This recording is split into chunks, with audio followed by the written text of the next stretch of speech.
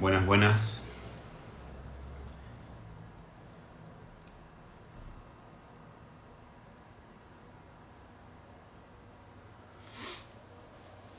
Bueno, retomamos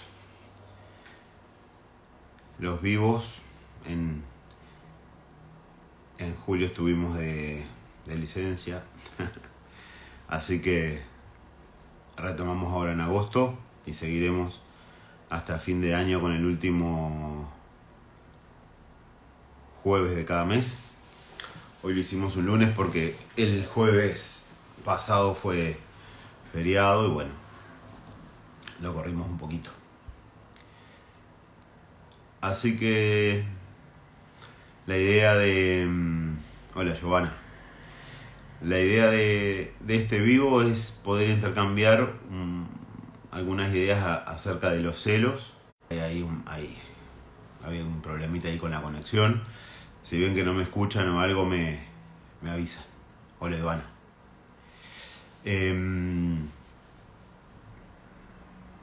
Gracias.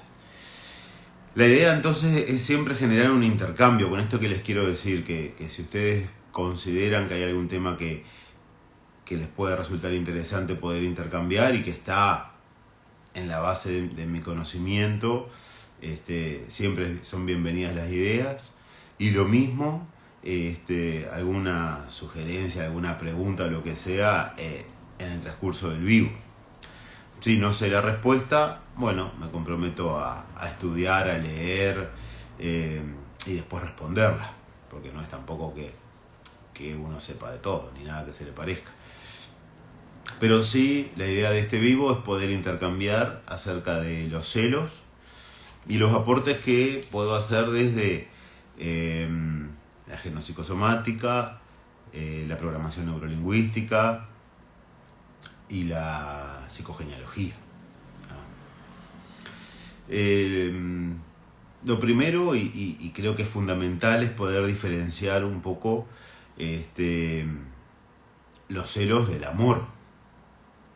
Porque puede ser una frase bastante trillada o que puede haber, que uno mismo en la vida, ¿no? La puede haber experimentado, esto de que, bueno, te amo tanto que te celo. Y si bien cada historia es particular y cada pareja literalmente es única porque la construyen dos personas que tienen una historia, que tienen un marco de conceptos, que tienen sus experiencias, que se han impregnado de determinadas vivencias, que tienen sus lealtades, también es real que hay conceptos que van por encima de las vivencias y de las experiencias de cada uno y las expectativas que cada uno tenga en el marco de una relación.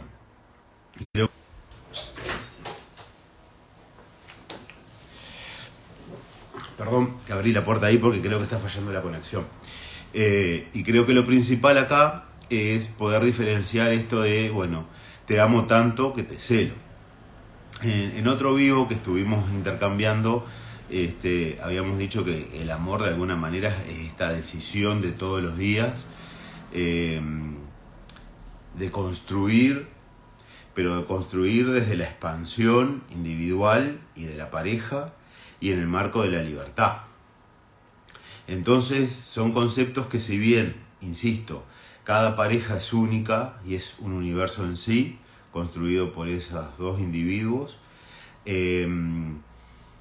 creo que se cae en un error importante cuando decimos, bueno, te amo tanto que no puedo estar sin vos, no paso bien si no estoy con vos, no me siento solo o sola o lo que sea si no estoy con vos, porque empieza de la expansión, ¿no? Y de la libertad, que es la base del amor, ¿no? Justamente empiezan a hacerlas cada vez encerrando y limitando más. No estoy diciendo con esto que la persona que tenga una dificultad con los celos, con mala intención y a propósito, genere este tipo de pensamientos o de frases. Porque obviamente que los celos responden a una percepción individual y es lo que vamos a abordar justamente en este vivo. ¿Para qué? Para que pueda generar alguna idea útil para aquellas personas que se consideran que están teniendo dificultades con el tema de los celos, o para personas que su pareja está teniendo dificultades con el tema de los celos y quizá se pueda abrir una brecha que nos dé como una luz de conciencia.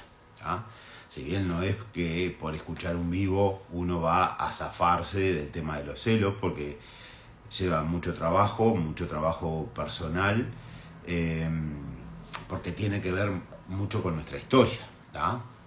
Así que bueno, lo primero es eso, diferenciar. No es que porque amemos mucho tengamos que ser celosos, sino lo opuesto. Es decir, cuando uno ama, literalmente quiere y busca la expansión del otro, busca la libertad del otro, busca que se desarrolle, que su red social se expanda. De eso de alguna manera se trata. Los celos en sí, de lo que hablan, es de un profundo sentimiento de inseguridad, de falta de confianza. Entonces, acá hay algo que es importante. ¿Por qué? Porque cuando uno muchas veces está en este tipo de vínculos, tiene que pensar, lo primero, ¿para qué estoy en este vínculo? No tanto por qué, sino para qué. ¿Para qué me vinculo con esta persona? Vieron que muchas veces uno mismo, ¿no?, lo puede haber atravesado, o un amigo, un familiar o lo que sea, nos dice, sí, yo entiendo que los celos juegan en contra, que no son lo mejor para la relación, pero lo que pasa es que no puedo, parece que no puedo dejarlo o dejarla, se pone muy mal, se afecta emocionalmente, entonces bueno, ¿no? ¿Por qué? Porque generalmente nos ponemos en este lugar de salvadores. Y nosotros literalmente no somos salvadores de nuestra pareja. Podemos, sí, en el marco del amor y de la relación que entablamos, acompañar a esa persona en sus procesos, darle una opinión, un punto de vista, desde el respeto, siempre desde este marco de expansión y libertad, pero no somos los salvadores. Y creo que es ahí donde hay como una especie de anzuelo en estos vínculos, donde uno de los dos está teniendo dificultades con el tema de los celos y la otra persona interpreta o siente que tiene la capacidad de salvarla o de salvarlo. Porque ahí es donde se crea esta amalgama que hace que este circuito termine funcionando, entre comillas, funcionando. Así que bueno, lo primero es, la persona que tiene celos puede ser que haga esta relación, te amo tanto que te celo, pero nosotros sabemos que no es así. El amor justamente es expansivo y se crea en libertad. Es una elección de todos los días, de absolutamente todos los días, literalmente, donde yo puedo reconocer mis propias debilidades y fortalezas, identificarlas de la otra persona y seguir eligiendo tener este vínculo y hacerlo crecer.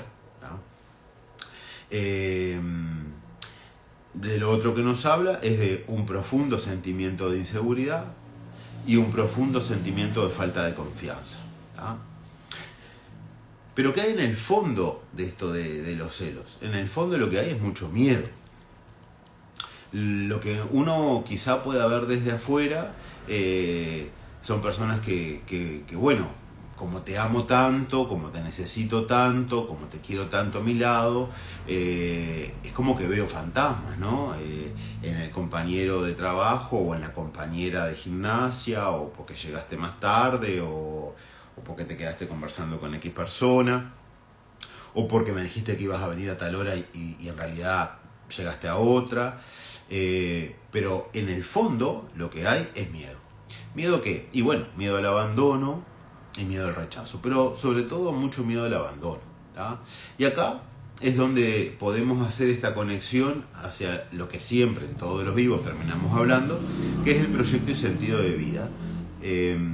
¿Por qué? Porque son estas vivencias que se dan incluso desde el momento previo a la concepción en sí, hasta los 3 años de vida, incluso algunos autores lo expanden hasta los 6. Y acá uno tiene que conceptualizar, bueno, ¿qué pasó en esta etapa de mi vida? Incluso uno podría pensarlo en la primera infancia, ¿no? ¿Qué pasó que en mí se terminó programando este profundo miedo al abandono? Pero cuando uno habla del miedo al abandono, lo que siempre insisto en las consultas y lo que siempre también insistimos con una colega, con Fernanda Giordano, que damos un curso que se llama Congruentemente, es que no debemos de pensar el abandono, el rechazo, la humillación, la traición, desde el lado mamá y papá, sino desde el lado esta mujer y este hombre, con sus experiencias, con sus vivencias, ¿no? Incluso uno muchas veces es un buen ejercicio sacarle la definición de mamá y papá, sino que pensarlo como Juanita y Pepe, como Esther y Raúl, porque nos permite tomar esa distancia.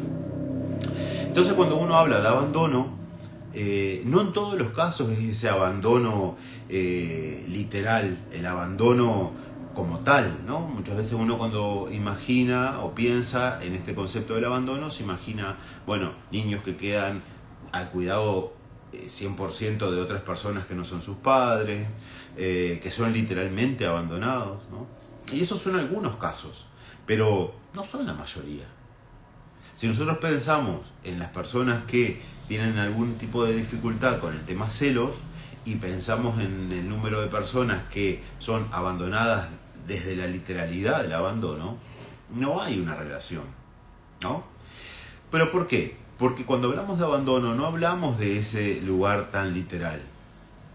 Hablamos desde el abandono en el tema de que muchas veces hay déficit en la atención física, real, ¿no? O emocional. Esa atención emocional importa y mucho en los primeros años de vida.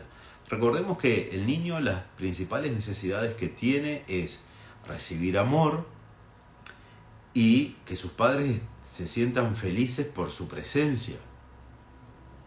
Entonces, cuando muchas veces, por determinadas circunstancias, ese niño no recibe ese mensaje en el trato, cuando no recibe realmente ese contacto, codifica el abandono.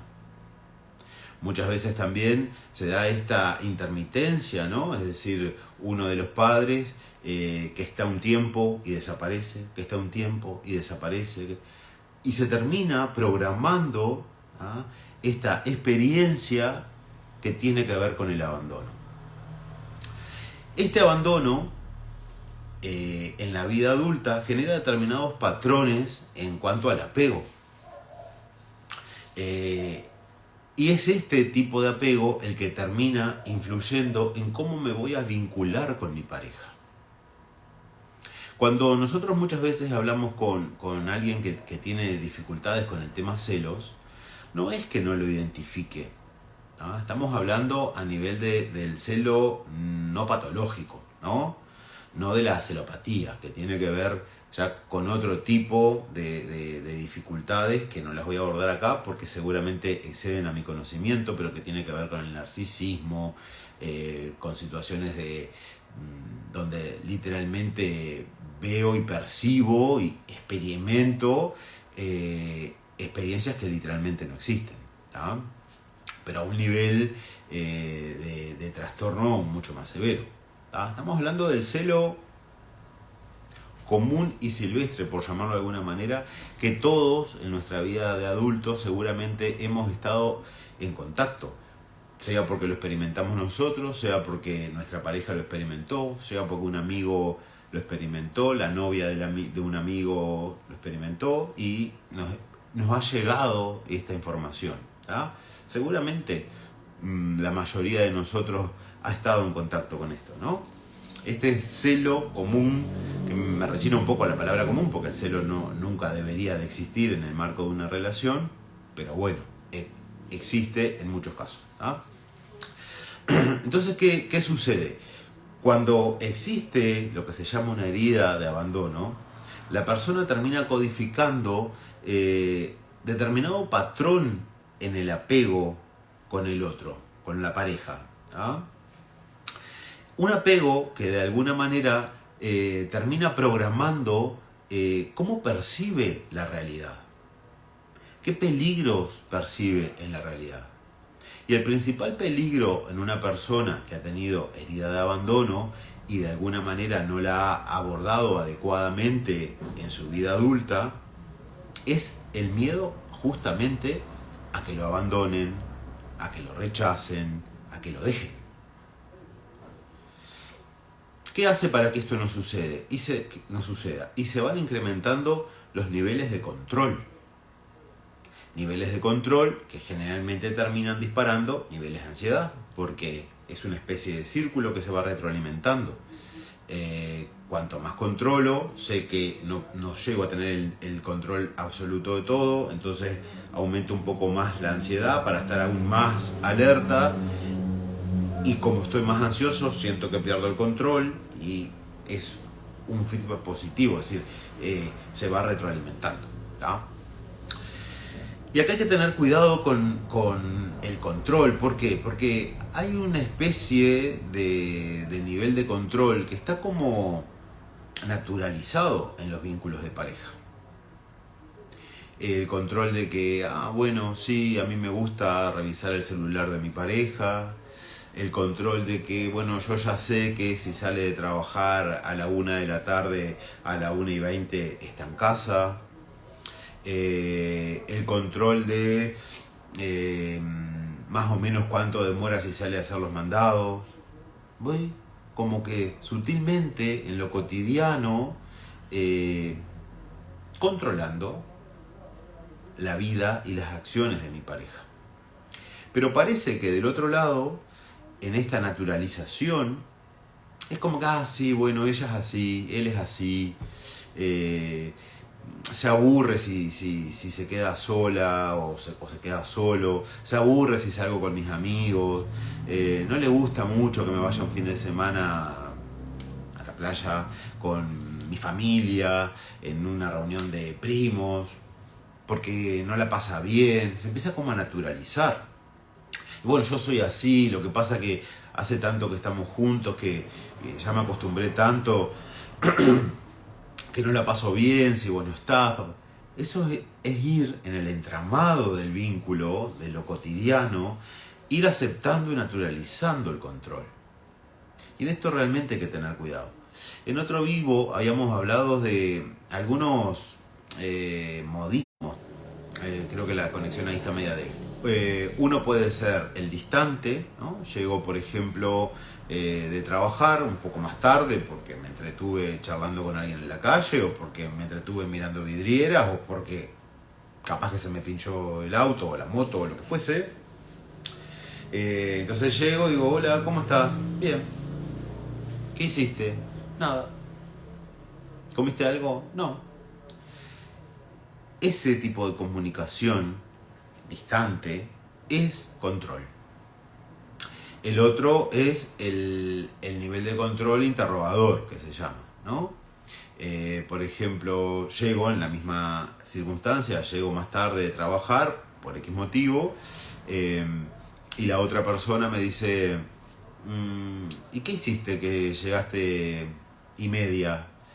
No, lo que pasa es que me entretuve con unos compañeros de trabajo. ¿Y media hora te entretuviste con tus compañeros de trabajo? Sí, lo que pasa es que nos pusimos a charlar y trabajan 8 horas juntas y tienen que conversar después del trabajo.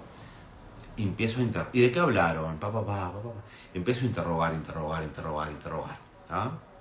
Eso también es control. El otro es el intimidador. Por ejemplo, si llegas tarde, va a pasar tal cosa. Si no llegas en hora, va a pasar tal cosa. Si te pones esa ropa, va a suceder tal cosa, ¿no? Y el otro es la víctima. El otro nivel de control es la víctima. Es la persona que le digo, bueno, mirá que esta noche voy a salir con amigos. Dale, andá. Yo veo acá lo que hago solo. Andá, divertite. Yo me quedaré acá intentando pasar bien, ¿no? Nos paramos en el lugar de víctima. Esos 4 modelos hay que estar atento en la comunicación entre la pareja. ¿Por qué? Porque nos hablan de determinado nivel de control. Acá el tema es si uno realmente entiende que está siendo libre, que puedo ser yo realmente, que puedo expresar cuáles son mis gustos, que puedo vivir y experimentar mis gustos más que expresarlo. Si me quiero vestir de determinada manera, si me quiero reunir con determinadas personas, si quiero salir a determinados lugares, si realmente estoy siendo yo o estoy de alguna manera con el freno en la mano ante la reacción de mi pareja. Esa es una situación compleja. ¿Por qué? Porque se va naturalizando dentro del vínculo. Uno muchas veces se imagina esto de los celos como literalmente un calvario. Y muchas veces no es un calvario hacia el afuera. El calvario es interno, de las dos integrantes de la pareja. Uno o una, porque literalmente siente y experimenta que está en peligro de que lo abandonen y eso lo conecta con su herida de la infancia. Y la otra persona, porque no está pudiendo ser ella o él realmente. Pero acá tenemos que pensar, porque si hablamos del celo dentro del vínculo de pareja, lo podríamos extender hacia otros tipos de vínculos, ¿no? Pero nos vamos a concentrar un poco en el vínculo de pareja. Si uno piensa en la pareja, uno se tiene que preguntar a uno mismo, bueno, ¿por qué y para qué me vinculo con esta persona? ¿Qué puedo estar reparando? ¿Qué puedo estar repitiendo? Y acá nos metemos un poco en esto, de nuevo en el proyecto y sentido, pero mucho en la psicogenealogía, es decir, en el transgeneracional. ¿Qué historias? Y ahí yo, como adulto, independientemente de asistir o no a una consulta de psicogenealogía, tengo que, yo como adulto, mirar un poco mi historia familiar desde arriba y empezar a buscar historias que puedan tener algún nivel de resonancia con mi experiencia y mi vivencia hoy. Ninguna persona es infeliz porque quiere. Ninguna persona lo consumen los celos porque así lo decide. Hay temas de fondo. Entonces, en este camino del adulto responsable y con autocuidado y con salud mental, está bueno que podamos pensarnos a nosotros mismos qué lugar estamos ocupando dentro del sistema familiar. Por ejemplo, vamos a suponer que nuestra madre estaba en un vínculo amoroso con nuestro padre, pero se sentía amenazada. Había una amenaza en esa relación. Puede ser una amenaza por una tercera en discordia o lo que fuese. Y nosotros somos el vehículo, terminamos siendo el vehículo o el instrumento, mejor dicho, para que esta persona se quede conmigo y me elija. Es decir, que ahí hay una amenaza de abandono y nosotros somos esa razón para que nos terminen eligiendo. Entonces, cuando nos vinculamos con una persona que realmente tiene problemas con el tema celos, lo que estamos terminando es conectando con nuestro propio sentido. ¿Por qué? Porque unir y retener, de alguna manera salvar, mantener unida a la pareja, fue lo que nos dio la vida, fue el sentido de nuestra existencia, de nuestra creación. Entonces muchas veces cuando alguien nos dice, es que sí, estoy viendo la situación, pero no estoy pudiendo, el no estoy pudiendo es porque siente internamente, muchas veces no desde la conciencia, pero sí experimenta una especie de fuerza que hace que se sostenga en ese vínculo. ¿Por qué? Porque parece que me mantiene vivo. Y sí, porque lo que te dio la vida, lo que le dio el sentido a tu existencia, es que eras el instrumento para mantener unida, es decir, para salvar a esa familia o a esa pareja. ¿Tá? Entonces, poder pensar en nuestra gestación, en los primeros años de vida, pero no desde esta idea romántica de mamá y papá que se aman y deciden crear una familia, que en muchos casos existe, nadie está diciendo que no, pero tenemos que quitarle romanticismo. Como cuando en otros vivos, ¿qué pasa si dan motivos e indicios? Ahora vemos eso. Ahora vemos eso, Giovanna. Lo que estaba diciendo es que tengo que ir hacia mi gestación para poder comprender, para poder darle un giro a nivel de análisis de la realidad. Acá no estamos hablando de casualidades ni de mala suerte. Es decir, esto no se trata de hacer un análisis superficial y decir, qué mala suerte que tengo, siempre me vinculo con personas celosas o personas posesivas, qué mala suerte. No, acá no corre la suerte. En realidad, si yo vibro y conecto con una persona, es para algo. Exacto, Débora, se repiten patrones inconscientes, ¿tá? Y ahí lo que yo puedo pensar es, bueno, ¿para qué me estoy vinculando con esta persona? ¿Para qué estoy sosteniendo este vínculo? Y muchas veces es porque nos ponemos en este lugar de salvadores.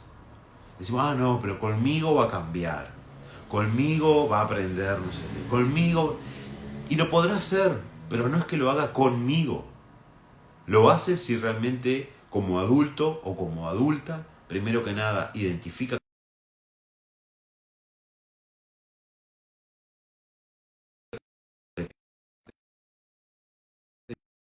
realmente se pone a laburar en esta herida, en la herida de abandono, que es la que de alguna manera genera el caldo de cultivo para que en mi vida adulta viva con tanto nivel de inseguridad, de falta de confianza y de una amenaza permanente de que me van a abandonar. Es como que de alguna manera no merezco, tengo como un sentimiento interior de no merecimiento de ese amor. Y quizá la persona me lo exprese de muchísimas maneras, me lo demuestre de muchísimas formas, pero sin embargo, yo internamente siento que no merezco. Porque más genuino y natural, donde el niño es como una hoja en blanco que se enfrenta al mundo y se imprime de lo que recibe, es que no merece. ¿Por qué? Y porque lo abandonaron, porque no lo eligieron, porque parece que lo despreciaron, porque no recibí el amor que quería, porque parece que mis padres no estaban felices de que yo llegara. Entonces, ese programante primario de no merecer se activa en cada experiencia mínima que seguramente no tiene que ver con que me vayan a abandonar o me estén rechazando. Es que mis propios programas, la idea no está tanto en trabajar sobre, que está en irnos un poco más atrás para comprender por qué y para qué estoy viviendo esto una y otra vez. Seguramente nosotros como adultos no es que pensemos, sí, una vez me puse celoso, una vez. Bueno, si fue una única vez no es un problema.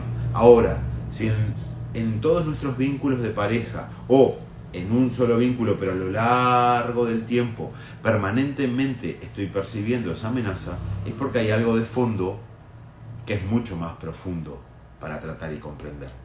Por eso es que yo, muchas veces, cuando algunas personas vienen a la consulta y me plantean, mirá Mario, yo quiero trabajar el tema de los celos, o quiero trabajar el tema del control, o quiero trabajar que estoy siempre como en esa paranoia de que me son infieles, o esto y lo otro, yo le quito bastante presión a ese tema. Es como que despresurizo ese tema. Eso, bueno, ok, sí, dale. Vemos, lo vamos trabajando. Porque eso, en realidad, si lo pensamos como un iceberg, es la puntita del iceberg. Lo que realmente importa es lo que está por debajo. ¿Pero por qué importa? No es que los celos no importan. Los celos importan y mucho. Y porque le hacen mucho daño a las personas y a la pareja, y mucho. Importan. Pero es la puntita del iceberg, lo que apenas se ve. Por debajo de eso están todas nuestras experiencias, están nuestras lealtades, están nuestros metaprogramas del pensamiento, es decir, cómo guardamos, cómo codificamos la información, nuestras creencias limitantes o potenciadoras, que hacen que yo, ese estímulo que es que mi pareja llegó 10 minutos tarde, lo codifique de determinada manera y me dispare en esa especie de impulso que parece que no lo puedo controlar ni frenar, el celo, el control.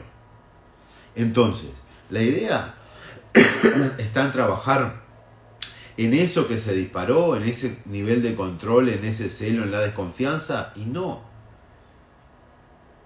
Podemos sí abordarlo de alguna manera, analizarlo, en qué contexto se dispara más, o esto, pero la idea es irnos más profundo, irnos literalmente a nuestras experiencias, a nuestras creencias, a nuestros metaprogramas del pensamiento, es decir, cómo guardamos, cómo codificamos la información, nuestras primeras experiencias en nuestro proyecto de gestación, los primeros años de vida. Eso, ahí es donde vamos a encontrar, de alguna manera, la llave como para decir, estoy empezando a cambiar. Y acá hay algo que también es importante, que son las vivencias de nuestros padres, porque muchas veces nos impregnamos, ¿no?, de ellas. Hay muchos consultantes que dicen, ay no, otra vez con mi madre, con mi padre, ¿no?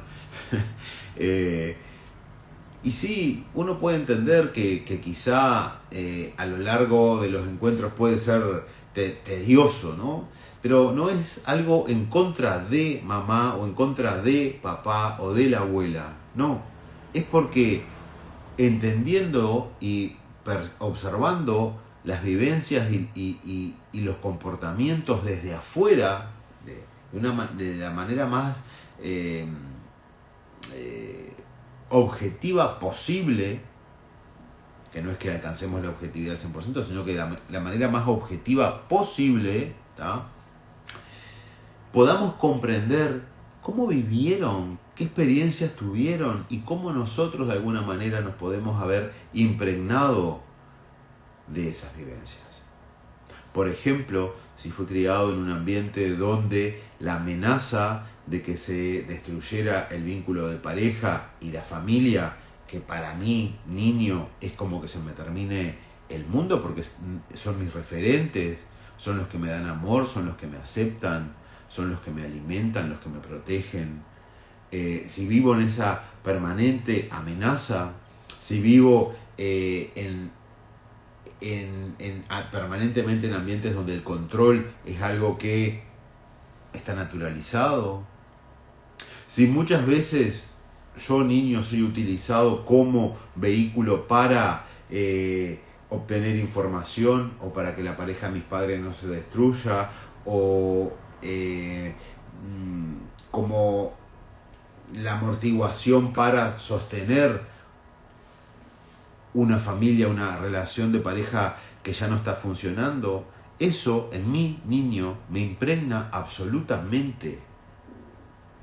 En algún vivo hablamos de la epigenética y literalmente es una ciencia interesante de cómo va abordando estos temas y cómo, a medida que vamos conviviendo en determinados ambientes, nuestro propio ADN termina creando marcas, ¿tá?, mediante metilación del ADN y otros sistemas, ¿tá?, que se van pasando de generación en generación. Entonces acá lo que termina cobrando importancia también en esto que les decía, bueno, ¿cómo lo abordamos desde la programación neurolingüística? ¿Cómo lo abordamos desde la psicogenealogía? ¿Y cómo lo abordamos desde la genopsicosomática? Es justamente esto. Cómo las historias de mis padres y de mis abuelos terminan impactando en mi percepción y en mi comportamiento hoy y ahora. Y acá podríamos tener una mirada un poco más amplia todavía. Es como que primero miramos muy de cerca con la lupa nuestra propia vida, ¿no? Lo que nos ha sucedido en la adolescencia, en la niñez, pero después nos alejamos un poquito, ¿no? Alejamos un poquito la lupa y agrandamos un poco más el campo y podemos ver las experiencias de nuestros padres, nuestro padre y nuestra madre, su infancia, que vivieron, ¿no? Con una visión objetiva, hombre y mujer, no mamá y papá. Pero después me alejo un poco más y esa lupa genera un campo visual aún mayor. ¿Y a dónde llego? Y puedo llegar a la historia, y debería de llegar, a las historias de mis abuelos. Y ahí tendría que ver si hay historias de abandono, si existieron amenazas reales o no de que, por ejemplo, una pareja se terminara y la familia cayera en desgracia, ¿no? Pensemos en otros contextos donde la mujer no estaba tan inserta en el mercado laboral, donde no tenía una independencia tan grande como tiene ahora, por suerte, y por tanto la mujer estaba en una situación casi de rehén ante la presencia del hombre, que era el proveedor. Por tanto, la subsistencia de la familia, de los hijos y de esa propia mujer dependía en gran parte de la presencia o no de ese hombre. Entonces, si yo en realidad necesito que ese hombre se quede en esta relación para que todos podamos vivir, si siento que hay una inestabilidad en el vínculo, si siento que ese vínculo puede fallar, seguramente que haga y aumento los niveles de control. ¿Para qué? Y la esencia, la razón final puede ser buena, que el vínculo se sostenga porque así mis hijos tienen alimento, tienen la comida, tienen la educación que necesitan.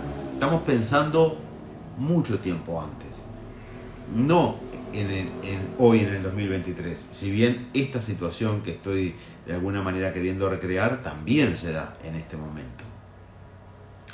Hay miles de motivos: la presión social, la presión de la familia, el estatus, la estabilidad económica, el amor, son múltiples. Y para poder empezar a desenredar esa madeja que es de mi propia historia, porque uno puede decir, pero ¿qué tengo que ver yo con la historia de la abuela o del abuelo? Tengo mucho que ver con la historia del abuelo y de la abuela. Porque esas vivencias terminan generando una marca epigenética. Esa marca llega a mis padres y de mis padres llega a mí. Entonces nos aporta mucha información para poder entender por qué en determinados contextos donde yo puedo llegar a percibir o imaginarme que me van a abandonar o que no soy elegido o que me pueden engañar, me pongo como me pongo y lo siento como realmente lo siento. Nadie está diciendo que la persona que tiene celos mienta, ni que a propósito haga esto o lo otro. No, es realmente una sensación y una experiencia que la vive con mucho disconfort, con mucha inseguridad, con mucha falta de confianza. Realmente se siente en peligro. El tema es que si yo soy pareja de esa persona, no es mi responsabilidad salvarte. Lo que sí tengo que pensar es ¿por qué me vinculo con esta persona? ¿Qué estoy reparando?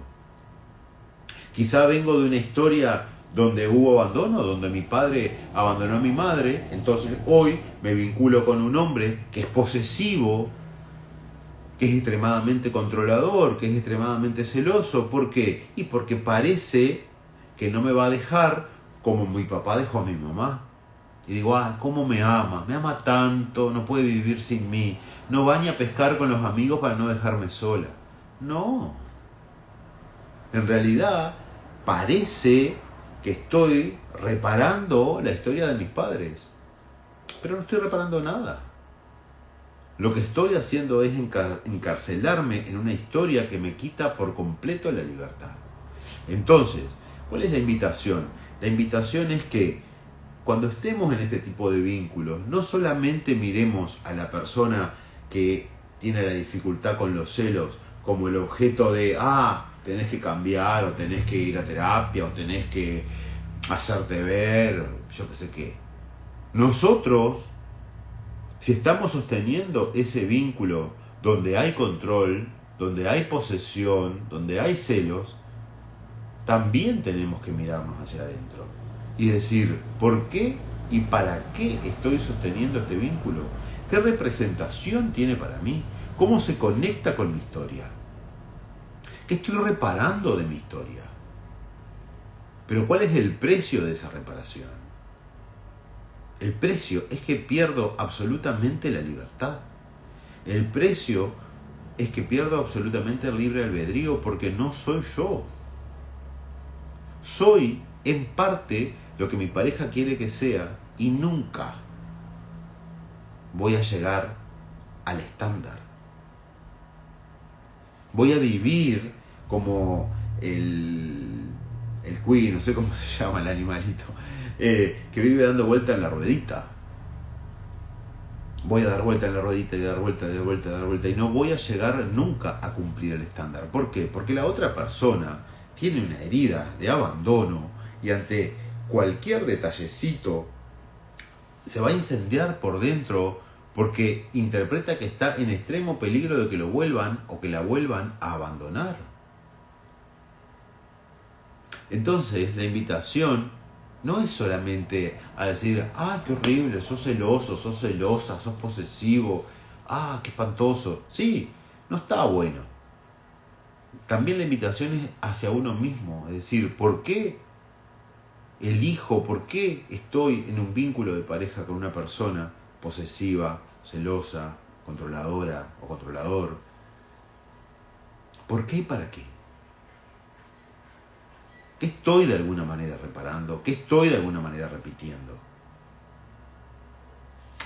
Bien, entonces, lo que decíamos hoy es cómo se va generando este circuito entre herida de abandono, determinados modelos de apego, ¿no?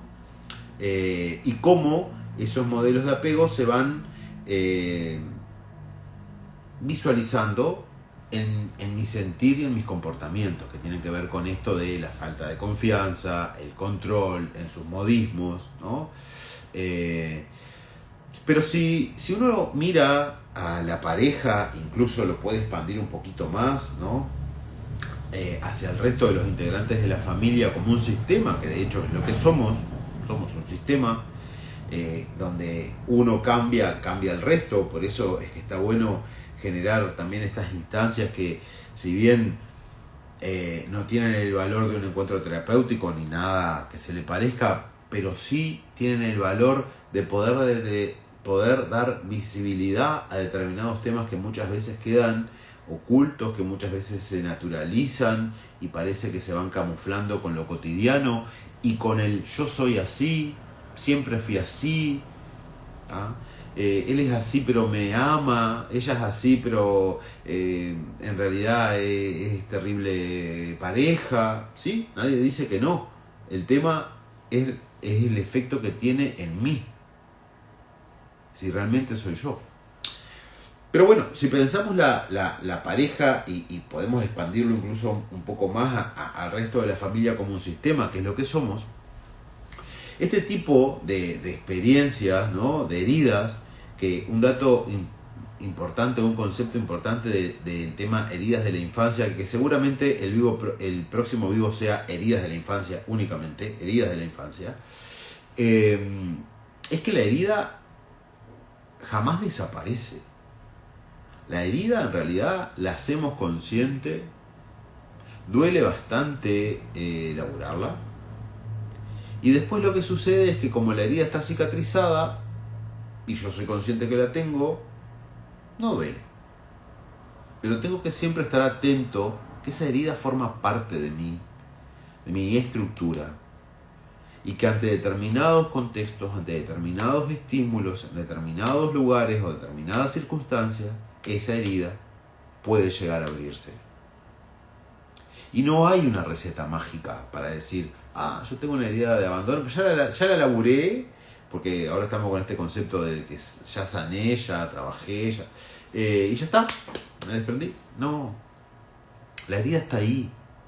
en el mejor de los casos cicatrizada, pero siempre está ahí. Entonces seguramente el próximo vivo nos dediquemos a hablar de heridas de la infancia, porque si ustedes van viendo los diferentes vivos, es como que de diferentes maneras siempre llegamos a abordar heridas de la infancia, ¿no? Porque es también donde se crean los principales programantes del pensamiento. Entonces se enraba mucho con esto de la programación neurolingüística, de la psicogenealogía y de la genopsicosomática, ¿no? Si volvemos a pensar en esto de la pareja, la familia como un sistema, estas heridas que terminan codificando cómo me apego a las personas y qué sentir, qué experiencia tengo, terminan notándose en mis patrones de la comunicación. Ahí hay una autora, que se las nombro por si quieren leer algo de ella, que se llama Virginia Satir, falleció. Es muy genial cómo esta autora va llegando a sistematizar determinados modos en la comunicación dentro del sistema familiar, ¿ah? Y ahí tenemos el acusador, la persona que siempre nos está señalando, ¿no? Porque vos hiciste tal cosa, y porque vos hiciste tal cosa, y porque vos hiciste tal otra, ¿no? El apaciguador, que tiene un perfil mucho más sumiso, es como, bueno, para que vos estés feliz, yo hago lo que vos quieras. Yo soy feliz si vos sos feliz. Si a vos te hace bien, yo lo hago, ¿no? Incluso hasta la expresión corporal del acusador generalmente es con el dedo, va hacia el cuerpo, va hacia adelante, ¿no? Y del apaciguador generalmente es con hombros hacia adentro, muchas veces la mirada hacia abajo, es como que se olvida de sus necesidades para satisfacer las mías, ¿tá? Después está el otro modismo de la comunicación, que es el computarizado o hiperrazonado, ¿no? Es decir, son personas que dicen, sí, pero vos saliste con tus amigas hace 27 días. Y en realidad en el mensaje me dijiste que hace 2 meses. No, fueron 27 días porque yo lo tengo acá, pienso todo, razono todo, ¿no? Todo en la estructura, ¿tá? Y el otro es el distractor. Es la persona que dentro de este sistema, dentro de la pareja, incluso un poco más ampliado, dentro de la familia, el concepto de familia es los que viven debajo del mismo techo, el clan es todo el sistema. El distractor es el que, cuando hay que hablar de determinados temas importantes, mete un chiste. Es como que se descomprime realmente lo que hay que abordar a través de una broma, ¿no? Tienen movimientos corporales muy amplios, ¿no? Muy exagerados, ¿tá? ¿Por qué les digo esto? Porque generalmente los modismos, y está, bueno, el que sería el mejor, que sería el nivelador, ¿no? Una persona que reconoce sus debilidades, reconoce sus fortalezas, no prejuzga, escucha con todos los sentidos, no escucha para responder, sino que escucha para comprender y después responde. Tiene mucha inteligencia emocional. Todo esto que dijimos antes son características de la inteligencia emocional, ¿tá? Ese es el nivelador. Pero si pensamos en los 4 primeros, el acusador, el apaciguador, el interrogador y el distractor, el superrazonador y el distractor, se relacionan con las heridas de la infancia, ¿tá? Y si pensamos en este tema de hoy, los celos, el control, tienen mucho que ver, ¿tá? Con el acusador. Porque vos hiciste tal cosa y yo ahora me siento de esta otra. Porque vos no me tuviste en cuenta y yo me siento solo. Porque vos te fuiste con tus amigos y en vez de venir a las 2 viniste a las 5. ¿Y a vos qué te pensás? ¿No? Entonces, ¿por qué les digo esto? Porque está tan diluido en el entramado de la relación, está tan diluido en el entramado social, esto de los celos, está tan, no digo naturalizado, pero hay tantos modos de decir, yo soy así y esto y lo otro, pero en realidad es un modo de no hacerse cargo, que uno tiene que tener determinada información para poder identificar rápidamente qué es lo que está pasando. Cómo se comunica esa persona. Recuerden que la palabra dice solamente el 7% de un mensaje, el resto lo dice el tono de nuestra voz y nuestro cuerpo. Entonces prestémosle atención a cómo nos estamos comunicando nosotros y la otra persona, qué expresión corporal usa, qué tono en la voz utiliza. Y no solamente prestemos la atención, sino que aprendamos a creerle mucho más a ese nivel de percepción, a lo que expresa la otra persona con su corporalidad, porque es gran parte del mensaje. Lo otro, identifiquemos cuáles son los niveles de control, cómo, con qué modismos la otra persona también nos controla. Y el yo soy así porque siempre fui así no es válido. Si alguien en realidad se quiere parar en este tema con una cabeza adulta, el yo soy así no es válido. Ahora, si pasa el tiempo y la persona ni ve la dificultad, ni siquiera la percibe, bueno, quizá ese es el momento de decir mis necesidades, mi prioridad, mi libertad vale mucho más que esto. Si la persona realmente identifica que tiene una dificultad y busca los recursos es diferente. Pero creo que los dos conceptos principales acá son, recordemos que la persona que tiene dificultades con los celos es una persona que tiene mucha inseguridad, mucha falta de confianza, pero sobre todo mucho miedo al abandono. El otro concepto, nosotros no somos salvadores de. Que estemos en un vínculo de pareja, que existan sentimientos de por medio, no nos ponen en el lugar de salvadores.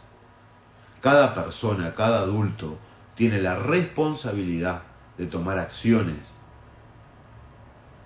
si realmente identifica que su conducta o su comportamiento no es acorde para el otro y no es acorde con uno mismo. Creo que estos son dos conceptos realmente importantes, ¿no? Y lo otro es, no naturalicemos el control. El control no va de la mano con el amor. El amor es justamente lo opuesto. El amor es expansión, el amor es libertad, el amor es confianza. Como hablamos en el vivo anterior, el amor tiene mucho que ver con el código que cada pareja cree, y es un código único e individual para cada pareja. Es un acuerdo que involucra cómo nos vamos a hablar, cómo nos vamos a tratar, que involucra nuestra sexualidad como adultos, que involucra la finanza, que involucra un mundo de temas, pero son acuerdos de cada pareja. Acuerdos que siempre tienen que contribuir a nuestra expansión y nuestra libertad. Jamás a vivir en una especie de celda, de cárcel, donde no puedo ser yo para poder sostener este vínculo. Creo que ese es el momento de replantearse si realmente hay que continuar con ese vínculo o no. Obviamente, después de agotar todas las instancias de comunicación.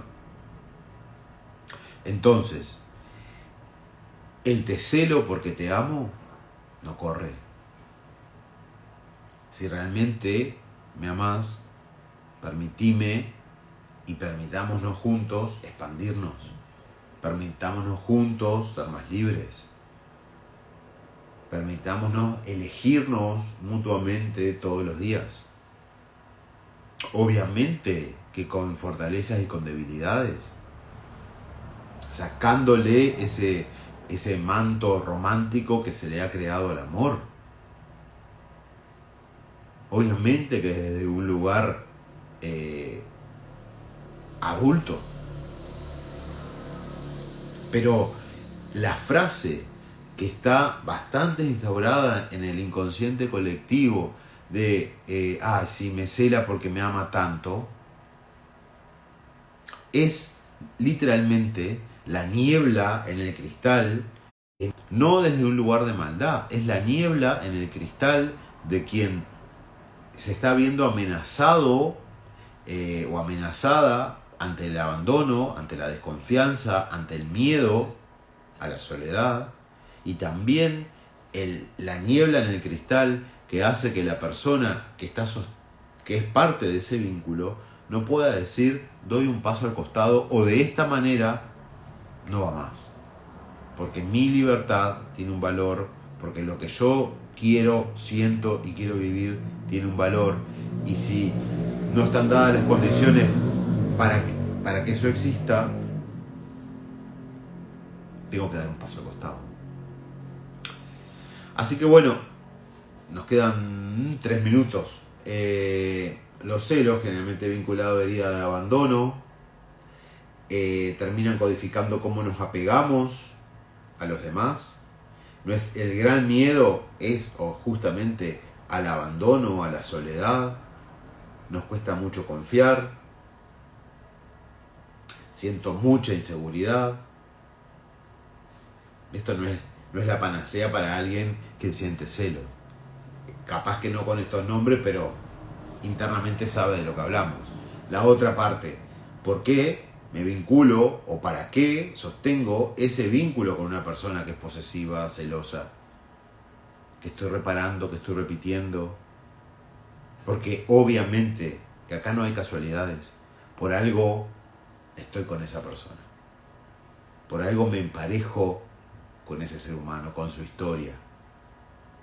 Es por algo y para algo. Entonces, pensémonos en las dos direcciones. Sí, la persona que está teniendo las dificultades con los celos, pero también la persona que se vinculó a esa persona. Porque esa puede ser la llave para terminar juntos y cada uno con sus historias, haciendo consciente, laburando, trabajando, integrando para elegirse. Gracias, Débora, yo también. Te quiero mucho. Bueno, no sé si tienen alguna pregunta.